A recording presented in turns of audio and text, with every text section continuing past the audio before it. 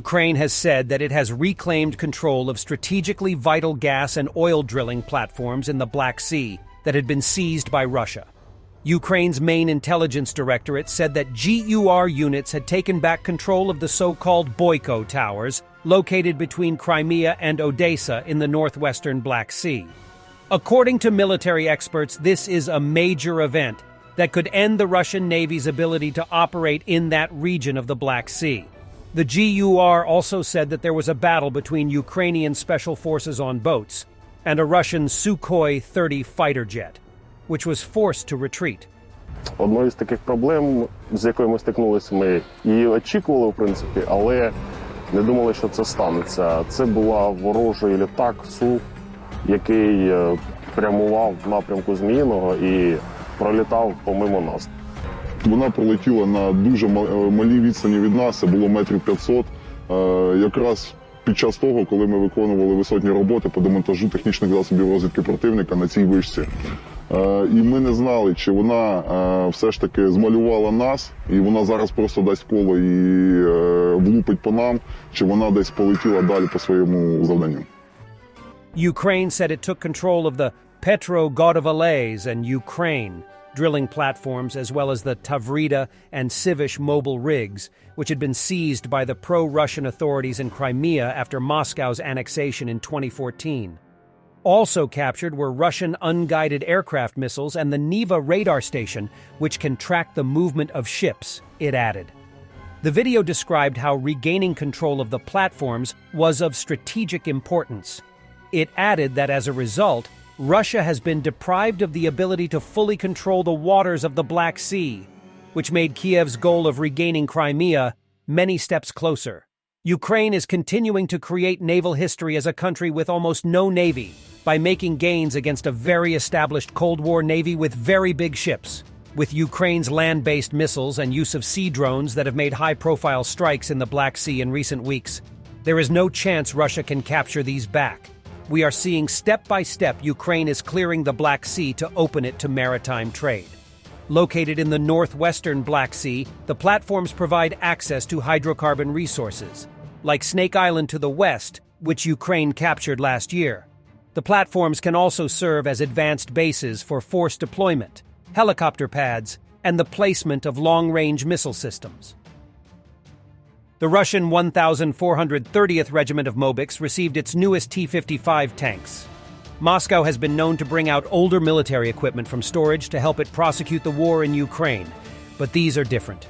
The tanks are T-55S, a model first commissioned by the Soviet Union's Red Army in 1948, shortly after the end of World War II. They're so old you can find them in museums. This was the first main battle tank used by the Soviet Union in the Cold War era, and Russia is still using them. For the Red Army, that was the T-55 and its many variants, which later became the most widely produced tank in the world, with more than 100,000 units built.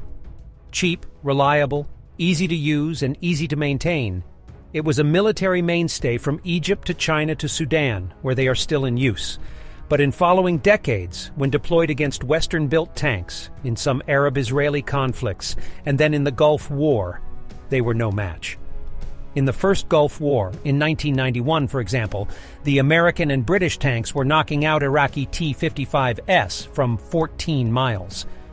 By the time Russia began decommissioning its own T-55S in the 1980s, there were still upwards of 28,000 of them, adding that they were mothballed rather than scrapped.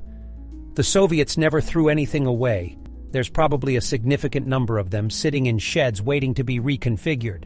Now, after the colossal losses of armor in Ukraine, Russia is doing just that. We only hope they don't start to throw back the T-34.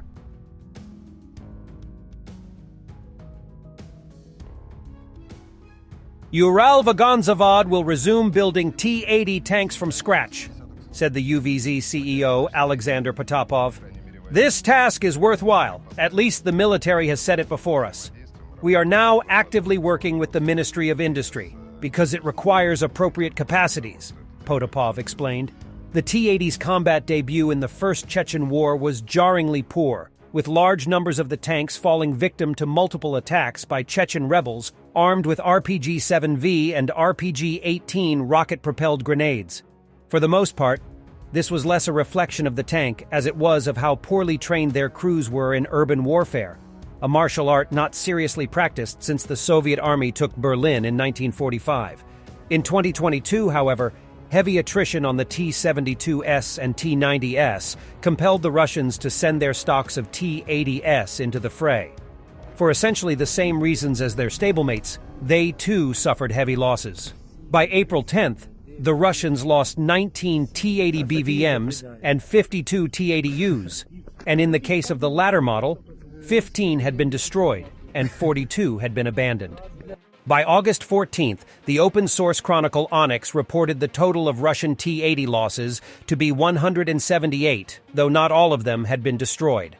The Ukrainian 93rd Mechanized Brigade has been operating captured T-80S against their former owners.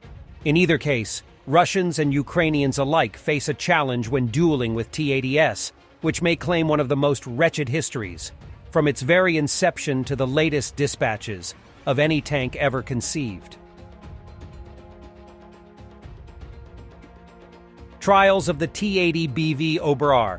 2023, this model has a new roof-mounted cage which is said to protect against Javelin, NLAW, and also has the cellular amplifier antennae mounted on the turret. Now, to put it mildly, many of the design decisions on the T80 series are very odd. For example, on the T80U, the smoke grenade dischargers are placed on top of the Contact 5 ERA, so if the ERA detonated, you would also lose your means of smoke cover. Now, on this model, the cellular data antennae have been mounted on top of the relict ERA, which of course would destroy them if the ERA detonated. Before the comments are bombarded with "this is a T80 BVM," it isn't. The BVM upgrade consisted of Relict ERA upgrade, 2A46M4 gun, Sosna U thermal sight, FCS upgrade, etc., whereas the recent upgrades are T80 BVs with Relict fitted and a 1PN96MT02 thermal sight. Therefore, this model would not be deserving of the M suffix. Thanks for watching, and don't forget to subscribe. Also, if you want to support Warthog Defense, please become our member and get early access to new videos, exclusive members-only videos, and become administrator in comment section. The membership link is in the description. Rescues every day. We had a guy last week at 6 rescues in 6 days. You know, he's doing the job every day.